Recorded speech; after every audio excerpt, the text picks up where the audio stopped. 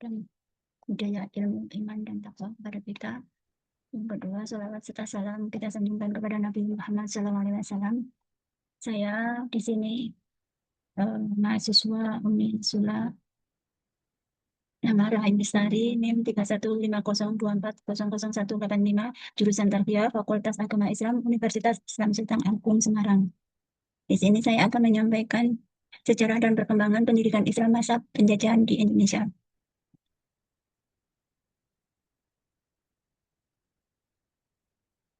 Pendahuluan. Latar belakang pendidikan Islam adalah institusi pendidikan tertua di Indonesia pada saat penjajahan Belanda dan Jepang. Karakteristik utama berbasis pada pengabdian kepada Allah, pembentukan akhlak, dan perlawanan terhadap penindasan. Tujuan presentasi memahami transformasi pendidikan Islam dari masa Belanda hingga Jepang. Masa penjajahan Portugis, sejarah pendidikan yang melaksanakan sistem pengajaran dengan wujud lembaganya yang lebih dikenal dengan sekolah sebenarnya sudah dimulai pada permulaan abad ke-16, yaitu dengan kedatangan bangsa Portugis di Indonesia yang kemudian disusul oleh bangsa Spanyol. Pada tahun 1546 di Ambon sudah terdapat 7 buah kampung pemeluk agama Katolik Roma. 8 selain pelajaran agama diberikan pula pelajaran tentang membaca, menulis, berhitung atau 3R, ditambah dengan pelajaran tentang bahasa Latin. Masa penjajahan Belanda. Masa penjajahan Belanda pada abad ke-17 tahun 1942. Sikap Belanda awalnya pasif, tidak mencampuri, namun berubah menjadi restriktif setelah menyadari bahwa pesantren adalah sarana mobilisasi perlawanan. Contoh pada Perang Diponegoro, sistem pendidikan. Pesantren tetap menjadi benteng utama di pedesaan. Halakoh, metode belajar melingkar di surau masjid. Individualisme pendidikan terjadi pemisah tajam antara sekolah Belanda atau modern umum dan lembaga Islam tradisional atau agama. Kondisi pendidikan pada masa Belanda. Dualisme pendidikan di Indonesia muncul pada masa kolonial akibat pemisahan tajam antara sistem pendidikan Barat dan Islam. Fenomena ini memiliki karakteristik sebagai berikut. Sekolah Belanda biasanya modern atau umum, dikelola oleh pemerintah kolonial dengan kurikulum sekuler dan metode Barat. Sekolah seperti ELS, MULO, dan AMS bertujuan menciptakan lembaga kerja administratif bagi birokrasi Belanda. Lembaga Islam berupa tradisional atau agama berupa pesantren atau madrasah yang fokus pada ilmu ukhrawi agama dengan metode sorogan dan wetonan. Lembaga ini umumnya menolak unsur budaya Barat sebagai bentuk perlawanan terhadap penjajah.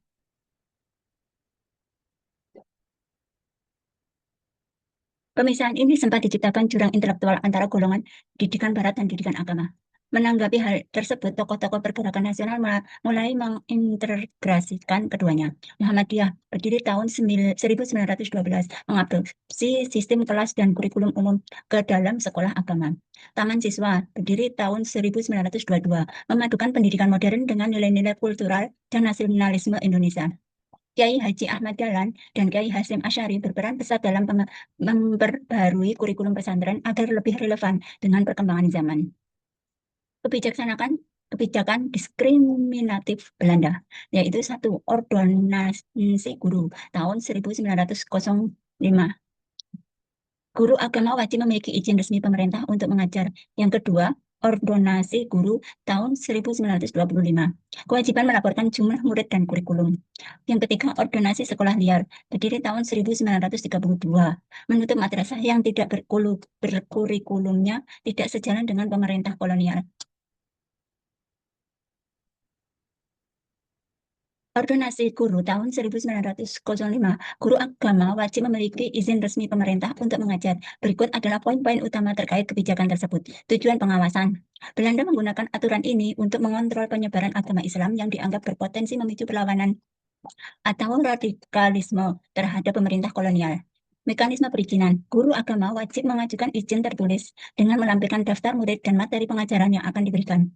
Reaksi tokoh Islam, kebijakan ini mendapat pertentangan keras dari organisasi Islam seperti Muhammadiyah, menilai aturan ini menghambat dakwah dan pendidikan Islam. Sarekat Islam menjadi salah satu organisasi pertama yang melakukan perlawanan terhadap kebijakan ini. Nahdlatul Ulama atau NU yang dipimpin oleh Kiai Haji Hasyim Asy'ari secara tegas menentang campur tangan kolonial dalam urusan pengajaran agama di pesantren. Ordonansi guru tahun 1925. Kewajiban melapor murid kewajiban melaporkan jumlah murid dan kurikulum. Peralihan mekanisme jika aturan tahun 1905 mewajibkan izin resmi untuk mengajar aturan tahun 1925 mengubahnya menjadi sekedar kewajiban melapor atau memberikan surat pemberitahuan tertulis kepada pemerintah sebelum mengajar agama. Informasi yang wajib dilaporkan yaitu guru agama harus secara berkala melaporkan daftar murid, materi kurikulum, kitab yang diajarkan, serta jadwal pengajaran kepada birokrasi kolonial. Tujuan tersembunyi meskipun tampak lebih longgar secara administratif, aturan ini tetap bertujuan untuk memantau gerakan radikalisme dan mencegah pengaruh ideologi yang dianggap membahayakan kekuasaan Belanda melalui lembaga pendidikan tradisional. Reaksi organisasi Islam yang pertama yaitu Muhammadiyah dan NU. Tetap menentang keras karena dianggap sebagai campur tangan pemerintah sekuler dalam urusan ibadah dan pendidikan agama. Yang kedua, perlawanan di Sumatera Barat. Tokoh seperti Haji Rosul atau Haji Ahmad Amirullah memimpin penolakan masif di Minangkabau karena ordonasi ini dinilai mengekang kebebasan berdakwah. Kebijakan ini merupakan bagian dari rangkaian upaya kolonial untuk mengontrol dualisme pendidikan dengan tetap menetapkan pendidikan Islam di bawah pengawasan ketat aparat keamanan. Ordonansi Sekolah Liar tahun 1932 menutup madrasah yang kurikulumnya tidak sejalan dengan pemerintah kolonial. Berikut adalah poin-poin penting mengenai kebijakan tersebut. Inti kebijakan mewajibkan setiap sekolah swasta yang tidak disubsidi pemerintah untuk memiliki izin operasional resmi. Guru di sekolah tersebut wajib memiliki ijazah dari pemerintah atau izin mengajar khusus, serta materi pengajaran tidak boleh bertentangan dengan kepentingan politik Belanda. Dampak bagi lembaga Islam. Madrasah dan sekolah Islam yang menggunakan kurikulum berbasis nasionalisme atau agama tanpa izin dicap sebagai sekolah liar atau Wilderskolen dan terancam ditutup paksa. Hal ini dianggap sebagai upaya sistematis untuk mematikan basis intelektual Islam yang sering menjadi pusat perlawanan terhadap kolonialisme. Perlawanan masif. Kebijakan ini memicu gelombang protes besar dari berbagai organisasi, seperti Taman Siswa yang dipimpin oleh Kiai Hajar Dewantoro, melakukan perlawanan non-kooperatif dengan mengirim telegram protes keras kepada Gubernur Jenderal, menyatakan bahwa pendidikan adalah hak asasi yang tidak boleh dikengkang. Organisasi Islam Muhammadiyah, Nahdlatul Ulama, dan Persatuan Muslim Indonesia di Sumatera Barat menolak aturan ini karena dinilai melanggar kemerdekaan beragama dan mengancam eksistensi madrasah. Pembatalan akibat tekanan hebat dari berbagai elemen bangsa, pemerintah kolonial akhirnya mencabut ordonasi ini pada tahun 1933, berlaku efektif kembali ke aturan lama yang lebih longgar. Kebangkitan madrasah dan organisasi Islam. Respon terhadap Belanda, umat Islam mulai mengadopsi sistem klasikal agar bisa bersaing dengan sekolah Belanda. Peran organisasi yang pertama, Muhammadiyah tahun 1912 mengintegrasikan ilmu agama dengan ilmu umum. Yang kedua, Persatuan Islam Persis, fokus pada pembinaan ajaran. Lantikan Nahdlatul Ulama tahun 1926 mempertahankan tradisi pesantren sambil mengorganisir kurikulum. Lembaga penting yaitu Madrasah Adabiyah di Padang, Madrasah Tebu Ireng di Jombang. Muhammadiyah tahun 1912 mengintegrasikan agama dengan ilmu umum. Pendidikan Muhammadiyah yang didirikan oleh Kiai Haji Ahmad Dahlan pada tahun 1912 merupakan titik balik paling signifikan dalam sejarah pendidikan Indonesia. Langkah ini diambil untuk mendobrak dualisme pendidikan dengan cara mengintegrasikan ilmu agama dan ilmu umum dalam satu atap. Karakteristik utama dari integrasi tersebut yaitu kurikulum ganda. Muhammadiyah memasukkan mata pelajaran umum seperti matematika, biografi, sejarah, dan ilmu alam ke dalam madrasah serta mengajarkan ilmu agama secara modern di sekolah-sekolah yang mengikuti model barat. Sistem klasikal berbeda dengan pesantren tradisional saat itu. Muhammadiyah menggunakan sistem kelas dengan menggunakan meja, kursi, dan papan tulis sebagai metode yang sebelumnya hanya identik dengan sekolah-sekolah Belanda. Tujuan filosofis oleh Kiai Haji Ahmad Dahlan ingin menciptakan individu Muslim yang intelek dan religius, yaitu orang yang taat beragama namun juga menguasai ilmu modern agar mampu memajukan bangsa dan melawan kemiskinan serta keterbelakangan akibat penjajahan. Perlawanan terhadap sekularisme dengan menyediakan sekolah modern berbasis Islam, Muhammadiyah berhasil mencegah arus pemuda Muslim masuk ke sekolah-sekolah Belanda yang bersifat sekuler, menyediakan agama.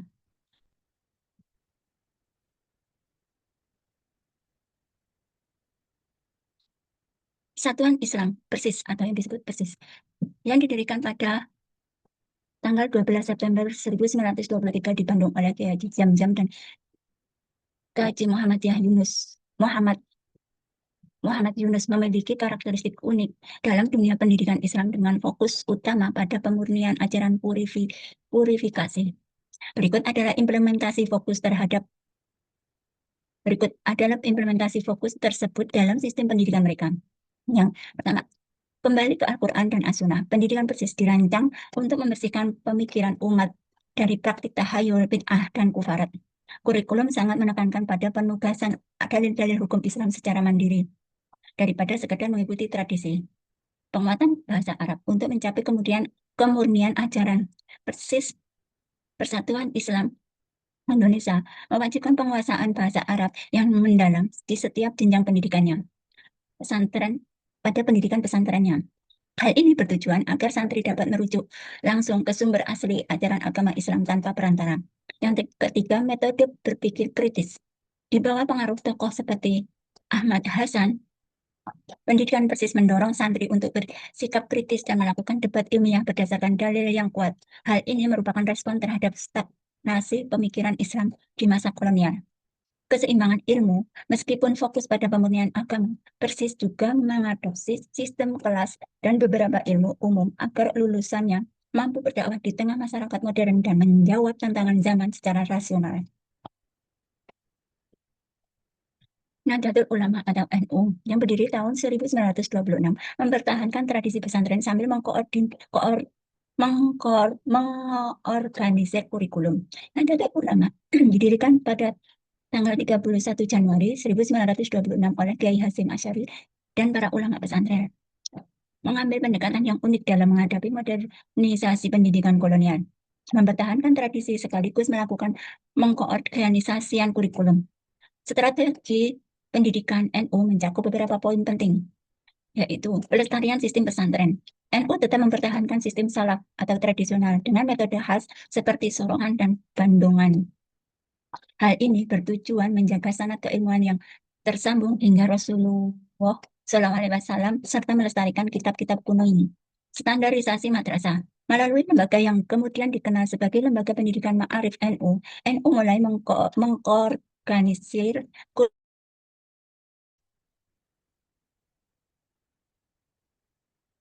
sebagai lembaga pendidikan Ma'arif NU, mulai melakukan organisir kurikulum pesantren ke dalam sistem madrasah secara klasikal jenjang kelas. Langkah ini diambil untuk memberikan struktur yang lebih rapi tanpa menghilangkan esensi nilai pesantren. Sikap al-muhafazatu ala a'la-kadimi al-soleh. Prinsip ini berarti memelihara nilai-nilai lama yang baik dan mengambil nilai-nilai yang baru yang lebih baik. Dalam konteks 1926, NU mulai memasuki ilmu-ilmu umum dan sistem administrasi modern ke dalam pesantren agar santri mampu beradaptasi dengan kebutuhan zaman.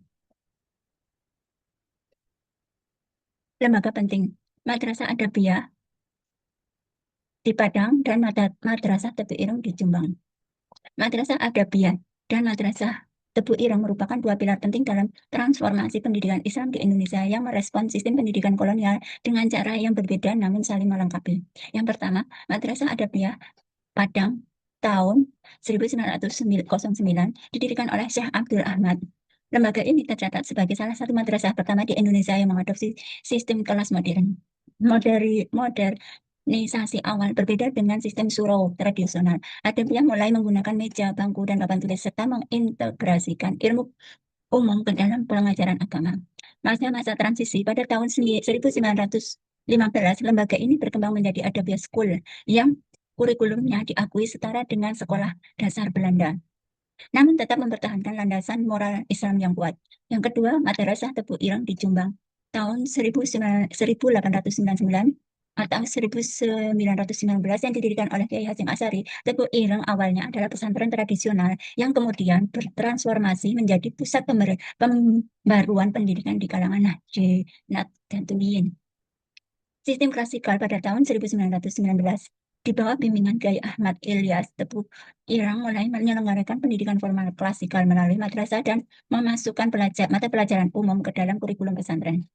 Madrasah Nizamiyah yang berdiri tahun 1934 dirintis oleh Kiai Wahid Hasyim. Madrasah ini menjadi sangat progresif karena menyediakan 70% materi umum dan fasilitas modern seperti perpustakaan dan majalah, bertujuan mencetak ulama yang berwawasan luas. Masa penjajahan Jepang.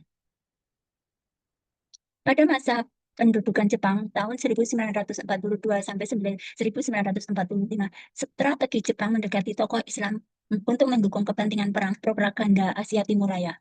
Strategi Jepang di Indonesia selama Perang Dunia II melibatkan pendekatan pragmatis untuk mendapatkan dukungan dari tokoh dan organisasi Islam sebagai bagian dari propaganda Asia Timur Raya.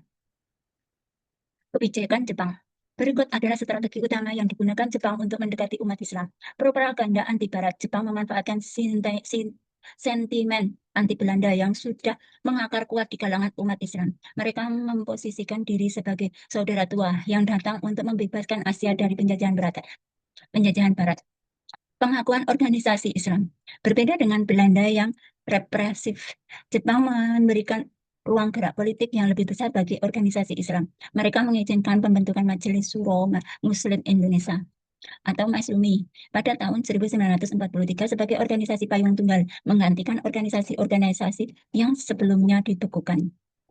Melibatkan tokoh sentral, tokoh-tokoh karismatik seperti Kiai Haji Hasyim Asy'ari dari NU, Kiai Haji Mansur Muhammadiyah, dan Mr. Muhammad Nasir Persis diangkat dalam struktur pemerintahan sementara atau Dewan Pertimbangan. Memfasilitasi pendidikan Islam. Jepang mencabut ordonasi sekolah liar yang membatasi madrasah dan memberikan beberapa fasilitas, termasuk pendirian sekolah tinggi Islam di Jakarta, yang kemudian menjadi cikal bakal Universitas Islam Indonesia atau UII. Pembentukan HIHO dan PETA. Jepang merekrut pemuda Muslim ke dalam angkatan perang seperti PETA atau pembela tanah air, dengan janji bahwa perjuangan tersebut adalah bagian dari jihad untuk membebaskan tanah air. Namun strategi ini bersifat politis. Jepang tetap mengontrol ketat setiap pergerakan yang berpotensi membahayakan kepentingan perang mereka. Dan para tokoh Islam memanfaatkan kesempatan ini untuk mempersiapkan kemerdekaan Indonesia. Kebijakan pendidikan pada masa Jepang. Perubahan kebijakan. Madrasah dan pesantren diizinkan tetap terbuka. Bahasa Indonesia diwajibkan sebagai bahasa pengantar menggeser bahasa Belanda. Latihan militer diperkenalkan di lingkungan sekolah. Dampak positif. Kepercayaan diri umat Islam meningkat karena diberikan ruang gerak yang lebih besar dibanding era Belanda. Pemberian ruang gerak yang lebih luas oleh pemerintahan penduduk Jepang memberikan dampak psikologis dan sosiologis yang signifikan bagi umat Islam di Indonesia. Peningkatan kepercayaan diri ini terwujud dalam beberapa poin utama. Legitimasi politik. Untuk pertama kalinya dalam sejarah kolonial, tokoh-tokoh Islam menduduki posisi strategis di pemerintahan seperti Kiai Haji Hasyim Asy'ari yang diangkat sebagai kepala kantor urusan agama. Hal ini menghapus inferioritas yang terbentuk selama ratusan tahun di bawah penjajahan Belanda. Kebebasan institusi pendidikan dicabut berbagai ordonasi pembatas seperti ordonasi sekolah liar, memungkinkan madrasah dan pesantren berkembang lebih terbuka. Umat Islam merasa pendidikan agama mereka tidak lagi dianggap sebagai ancaman keamanan, melainkan bagian penting dari tatanan nasional. Penyantunan kekuatan, pembentukan Masyumi tahun 1943 sebagai organisasi tunggal memberikan rasa kesatuan kekuatan kolektif bagi umat Islam dari berbagai latar belakang. Contohnya dari NU, Muhammadiyah, dan lain-lain, yang memperkuat posisi tawaran mereka dalam mempersiapkan kemerdekaan, pelatihan kepemimpinan, dan militer. Keterlibatan pemuda Muslim dalam organisasi seperti PETA, pembela tanah air, dan Hizbullah memberikan kepercayaan di bahwa umat Islam memiliki kemampuan fisik dan taktis untuk membela tanah air secara mandiri. Penutup. Ketahanan pendidikan Islam terbukti mampu bertahan meski ditekan oleh kebijakan kolonial yang diskriminatif. Ketahanan pendidikan Islam di masa kolonial merupakan bukti soliditas sistem nilai dan jalinan sosial yang dimiliki umat Islam Indonesia. Meskipun ditekan secara administratif dan politis, pendidikan Islam tetap eksis melalui beberapa faktor kunci. Kemandirian ekonomi sebagian besar pesantren dan madrasah dikelola secara swadaya melalui sistem wakaf, zakat, dan iuran jamaah. Hal ini membuat mereka tidak tergantung pada subsidi pemerintah Belanda yang kebal terhadap ancaman pencabutan bantuan keuangan. Akar sosial yang kuat. Lembaga pendidikan Islam tumbuh dari bawah akar rumput. Kedekatan antara kiai, ulama, dengan masyarakat pedesaan membuat pesantren menjadi benteng budaya yang sulit ditembus oleh upaya westernisasi kolonial. Adaptabilitas kurikulum. Strategi umat Islam dalam mengadopsi sistem kelas dan ilmu umum seperti yang dilakukan Muhammadiyah dan Madrasah Tebu Ireng membuktikan bahwa pendidikan Islam sangat fleksibel. Mereka mampu memodernisasi diri tanpa kehilangan jati diri religiusnya. Semangat perlawanan jihad. Pendidikan di masa itu hanya dianggap sebagai transfer ilmu, tetapi juga sebagai bentuk perjuangan jihad melawan penjajah. Semakin ditekan oleh ordonasi seperti ordonasi guru dan sekolah liar, semakin besar solidaritas umat untuk mempertahankan lembaga pendidikan. Jaringan intelektual global, hubungan antara ulama Nusantara dengan pusat pendidikan di Mekah dan Kairo, memberi pasokan ide-ide pembaruan yang menjaga semangat intelektual tetap hidup meski di bawah tekanan lokal. Sekian paparan dari saya. Apabila ada kesalahan dan tutur kata, saya mohon maaf. Akhir kata, wassalamualaikum warahmatullahi wabarakatuh.